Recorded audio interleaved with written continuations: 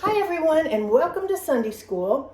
It may look a little bit different to you today. That's because I'm trying to do virtual Sunday School a little more like we do in-person Sunday School. And in in-person Sunday School, sometimes we have videos that we can dance to, music videos that we can dance to.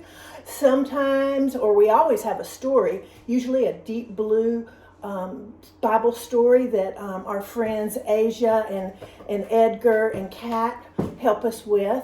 And until now, you haven't been able to get those because you have to have a subscription. But the church has a subscription, and there's going to be a how to do it video that you can watch, and you can find out how to get your own. You get onto the First Methodist subscription so you can watch the same videos at home that we were watching in person in Sunday School. So the first thing we're going to do today, and they're doing it in in-person Sunday School, is we're going to get a little crazy. Are you ready? Let's get a little crazy.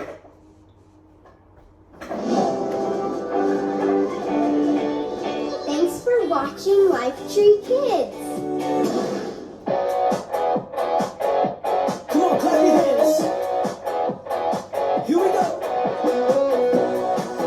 That's it.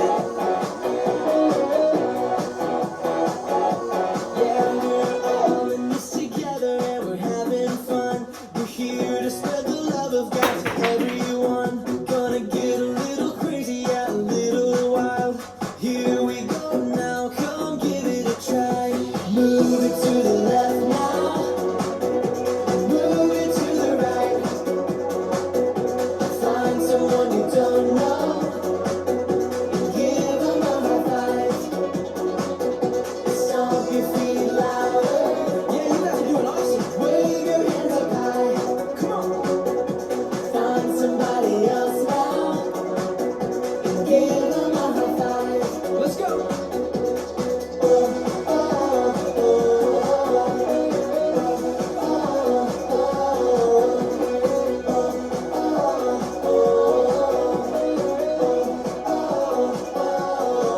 We're all in this together and we're having fun. We're here to spread the love of God to everyone. Gonna get a little crazy, yeah, a little wild. Here we go now, I'll give it a try. Move it to the left now. Move it to the right.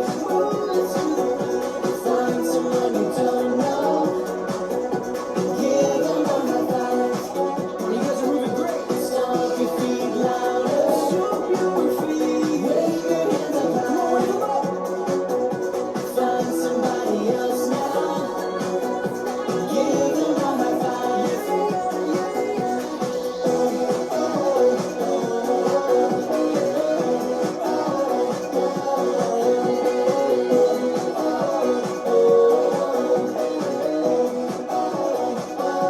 One more time. Move it to the left now. Move it to the right. Find someone you don't know and give them a high five. Stomp your feet louder. Wave your hands up high. Wave your hands up high. Find somebody else now and give them a high five.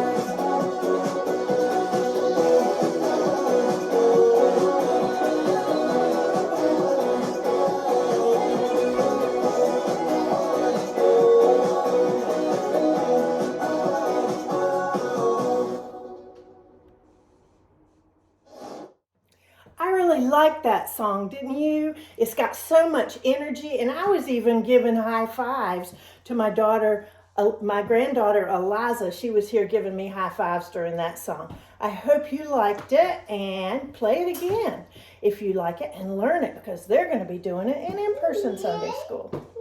This weekend is the weekend of Martin Luther King Day, and so that's what we're going to talk about in in-person Sunday School today.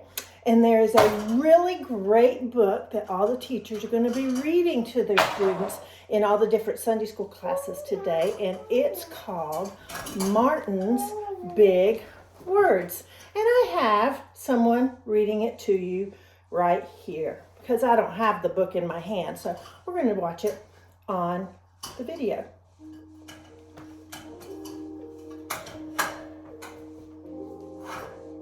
Martin's Big Words, The Life of Dr. Martin Luther King Jr., written by Doreen Rappaport, illustrated by Brian Collier. Everywhere in Martin's hometown he saw the sign, white only. His mother said these signs were in all southern cities and towns in the United States. Every time Martin read the words, he felt bad, until he remembered what his mother told him. You are as good as anyone. In church, Martin sang hymns. He read from the Bible. He listened to his father preach. These words made him feel good. When I grow up, I'm going to get big words too. Martin grew up. He became a minister like his father, and he used the big words he had heard as a child from his parents and from the Bible. Everyone can be great. He studied the teachings of Mahatma Gandhi. He learned how the Indian nation won freedom without ever firing a gun. Martin said love when others said hate. Hate cannot drive out hate. Only love can do that. He said together when others said separate. He said peace when others said war. Sooner or later, all the people of the world will have to discover a way to live together. In 1955, on a cold December day in Montgomery, Alabama, Rosa Parks was coming home from work.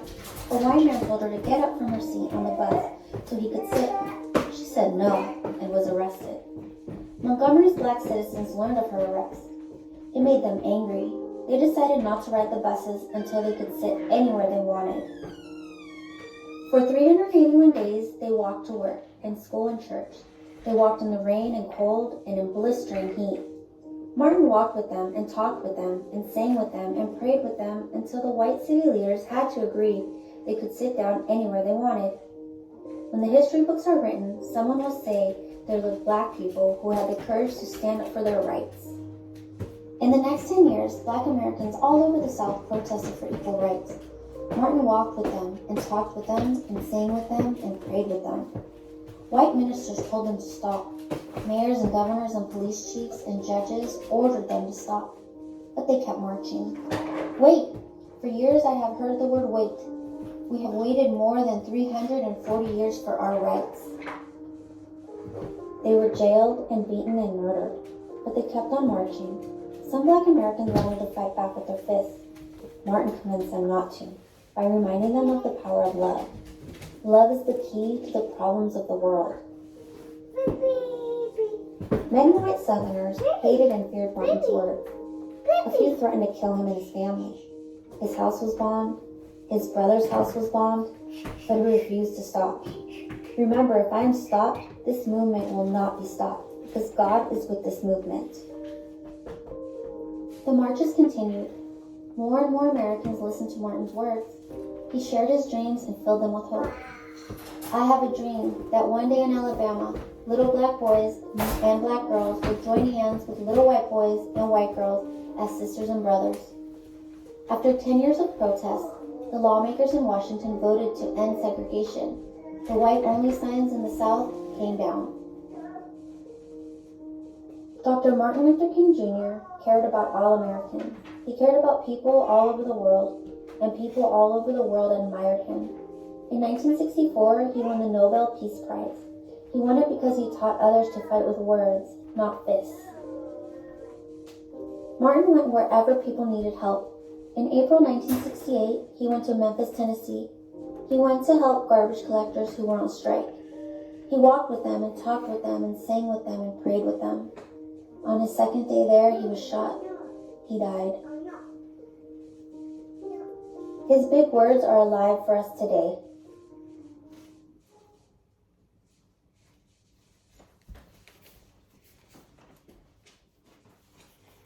And he did have some big words. And wasn't that a good story? It was a good way to learn about Martin Luther King. He was quite a special man. And there is another video that's going to be listed down here. We've watched a video in Sunday school and in-person Sunday school before by Kid President. I just love Kid President. Well, in this video down here, he talks about Martin Luther King and tells about his story. Pretty much like this, only it's a little bit shorter. And there's also some activity sheets if you wanna download them.